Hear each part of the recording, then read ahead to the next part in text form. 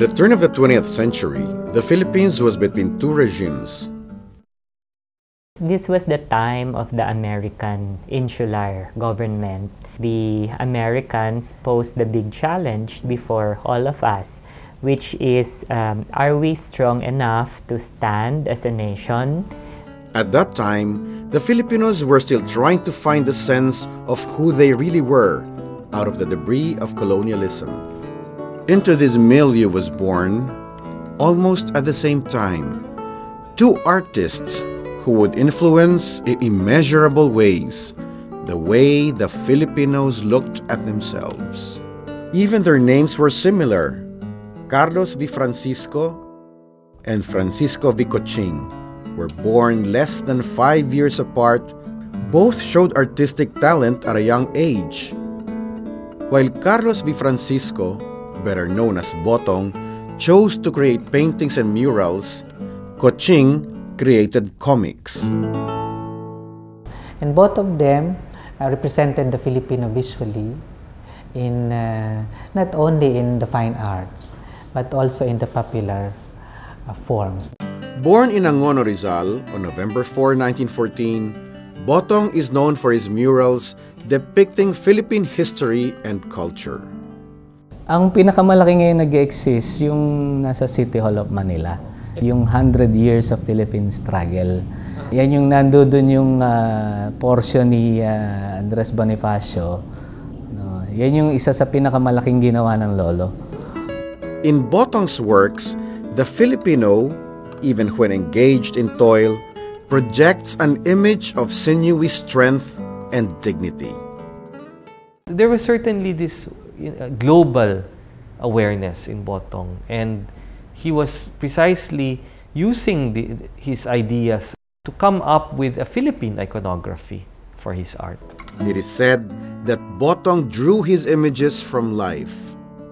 Botong was studying his environment and drawing out from this world images that he was then using as the basis of his artistic metaphors. He painted his friends, his neighbors, and his beloved hometown and depicted their practices and rituals. Ang makikita mo sa ginagawa niya is parang larawan ng Angono, no? Pati yung mga model siguro niya, no? Yung mga pinagkukunan niya ng ideas, yun yung mga kaibigan niya. Angono and Botong are synonymous with each other.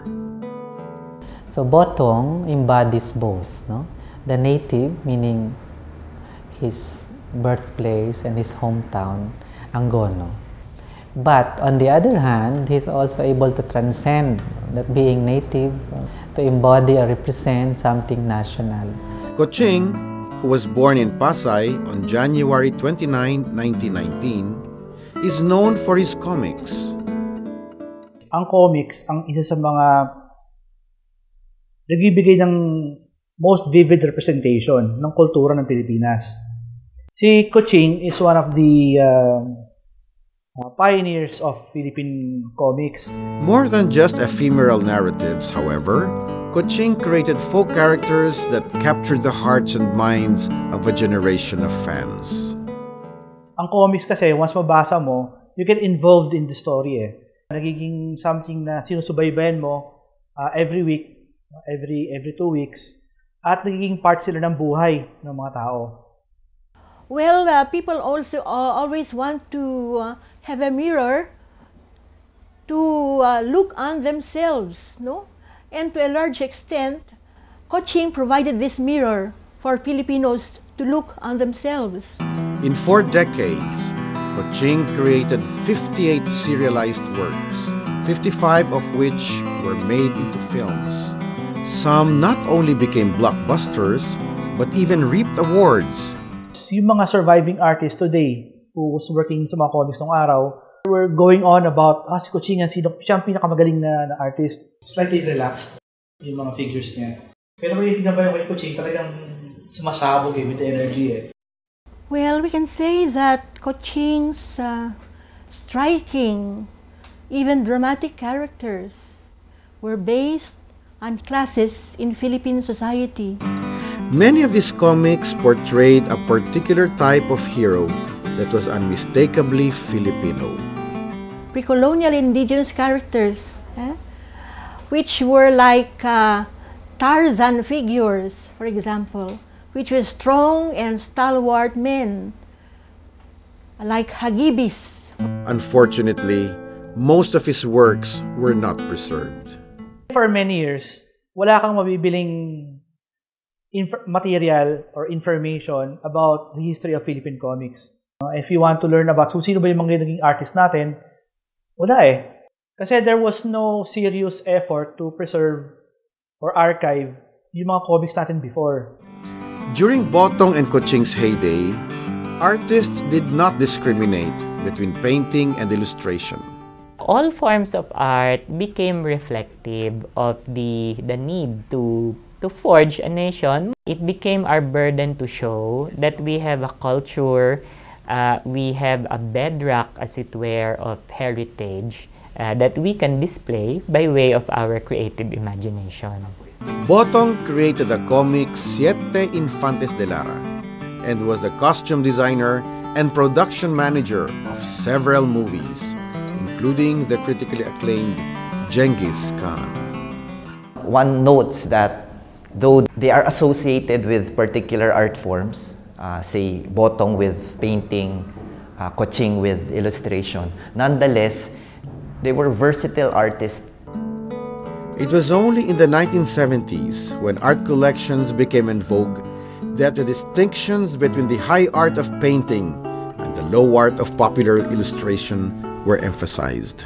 Yung distinctions neto between painting and illustration is part of yung larger distinction between art and craft, or between fine art and applied art. Despite being conferred many awards in his lifetime, Coching was denied the title of National Artist in the 2 instances that he was nominated, supposedly because he was only an illustrator. Tumanggap siya ng Comopep bilang Achievement Award sa Malacanang Merit of Excellence, saka yung Visual Arts sa Cultural Center of the Philippines. Hopefully, I hope, maging national artist na siya. Botong, on the other hand, was named National Artist for Visual Arts in 1973. In spite of the difference in their art forms, the works of Botong and Coching shared several fundamental similarities. One notes their tendency to idealize the human figure. The form is heroic. It's something that you would normally not find in an individual person, because it's an amalgamation of the best features found in various people. Unlike many of their peers, both artists did not leave the country for work abroad, even when they had the opportunity to do so. Botong really never had any interest about going abroad. He never left the Philippines. There's even a story that when he was about to leave the Philippines to go abroad, he got sick. No? So he never left. Ever since, very nationalistic ang daddy. Kinukuha na siya sa US para doon kami itira, doon siya magtrabaho. Pero lagi yung sinasabi, never ako magiging under na isang amo na puti. Okay lang kung Filipino. Botong with his murals, Coching with his comics. 2 artists using different media, both with a fierce love of country and dedication to their craft. Ayaw yan ng mga kumukopya ng ibang films, yung mga story ng ganyan. Talagang puro sarili niya. Kung ano nakikita sa mga Pilipino, kung ano mga attitude, characters. Gusto niya kasi yung mga great na tao katulad si Lapu-Lapu. Nung retired na siya, dinawin pa niya si Gabriela Silang. Yung personal na passion, yung dedikasyon niya sa paglikha ng sining. Ito ay para sa ikabubuti ng mga susunod na henerasyon dahil mapag-aaralan to, no? Both artists gifted the Filipino nation images of beauty and power that will forever be with us. So both of them represented the Filipino as strong, as stalwart, as someone with a destiny, and a destiny that can be realized through human action. The noble savage, the wise giver of laws, and the stately princess Lubluban, the provincial lass at home with nature, the prostitute with a heart of gold, the mestizo who battled for the Indio, the peasant who led a revolution. To both artists, we owe a debt beyond measure. They have left us a legacy far greater than their wondrous works of art. Images that mirror the best of who we are, and that enable us to view ourselves in a new light. Icons that make us proud that we are Filipinos.